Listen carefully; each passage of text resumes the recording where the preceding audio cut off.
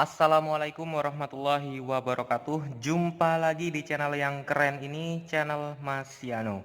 Oke adik-adik, materi kali ini adalah asam dan basa, di mana kita akan membahas mengenai jenis-jenis asam dan basa. Yang akan kita bahas pada video kali ini mengenai asam kuat dan asam lemah.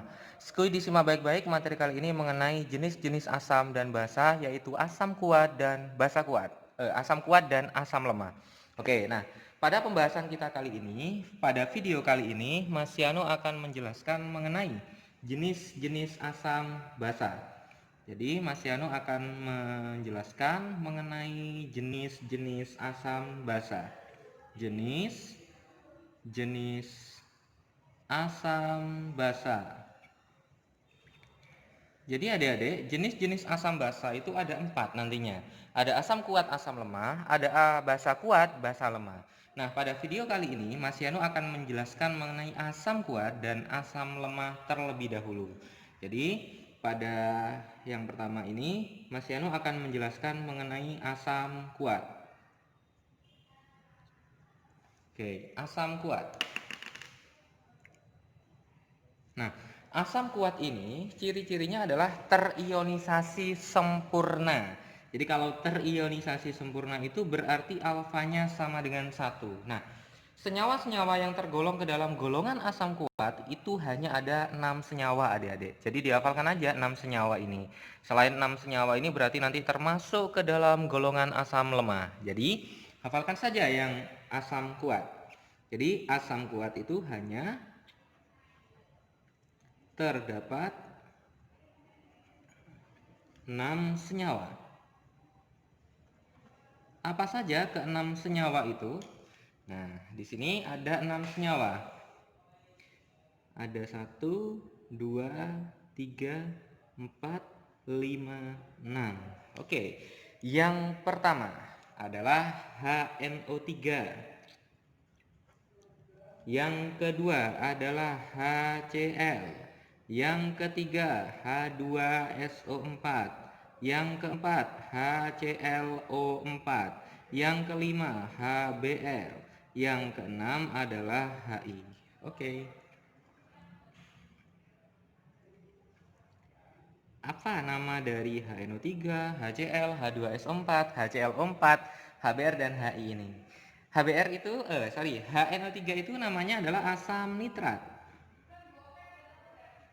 Asam nitrat. HCl itu namanya adalah asam klorida. Oke. H2SO4 itu namanya adalah asam sulfat. Kemudian HClO4 itu namanya adalah asam peklorat. HBr asam bromida.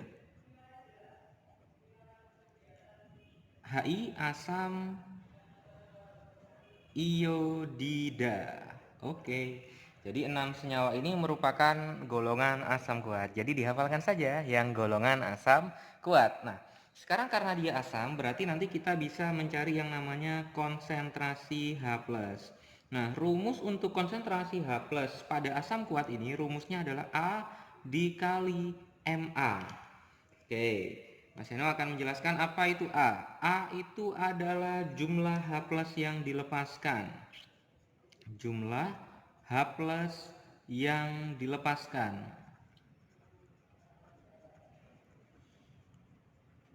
Kalau MA itu merupakan molaritas asam. Nah, karena asam ya berarti konsentrasi atau molaritas asam. Nah, rumus dari molaritas asam ini adalah mol. Jadi M itu sama dengan mol per volume dalam bentuk liter, atau bisa menggunakan rumus gram per mr dikali 1000 per mililiter. Oke, ini adalah asam kuat adik-adik. Nah, sekarang kita akan masuk ke dalam golongan asam lemah. Oke, yang kedua bahasan kita kali ini adalah asam lemah. Karena dia termasuk ke dalam golongan asam lemah, maka terionisasi sebagian.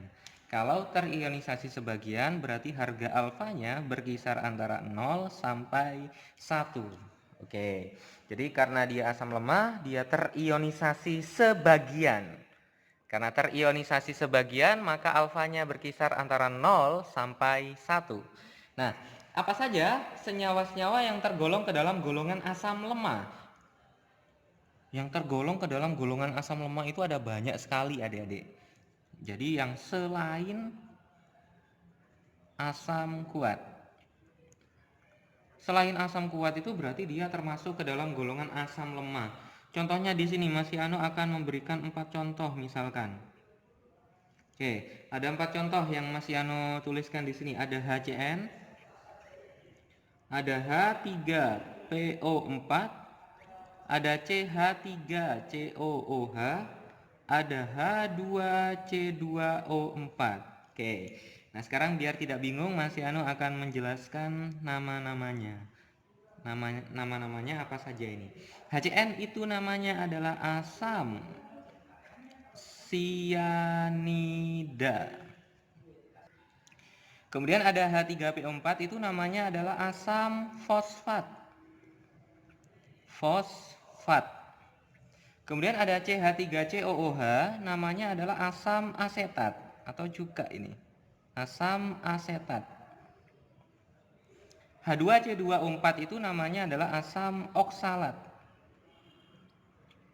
Oke, jadi ini adalah contoh-contoh dari asam lemah.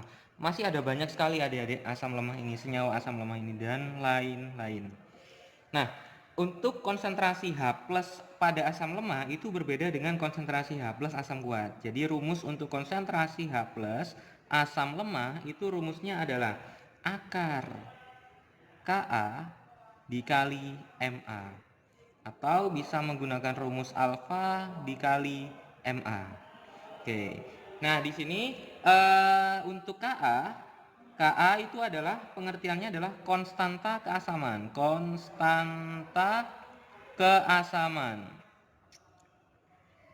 Kemudian di sini ada Ma, sama kayak tadi adik-adik, molaritas asam. Molaritas asam. Kemudian ada alfa, itu adalah derajat ionisasi. Derajat ionisasi.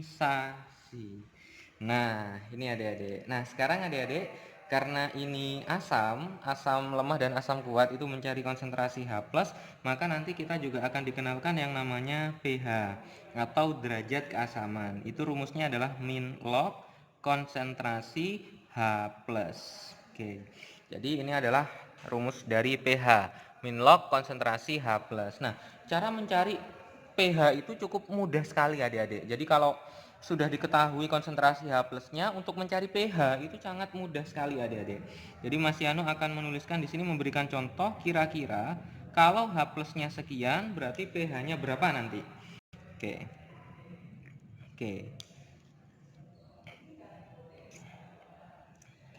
Contoh adik-adik, misalkan Mas Yano di sini punya konsentrasi H+-nya 10 pangkat min 2.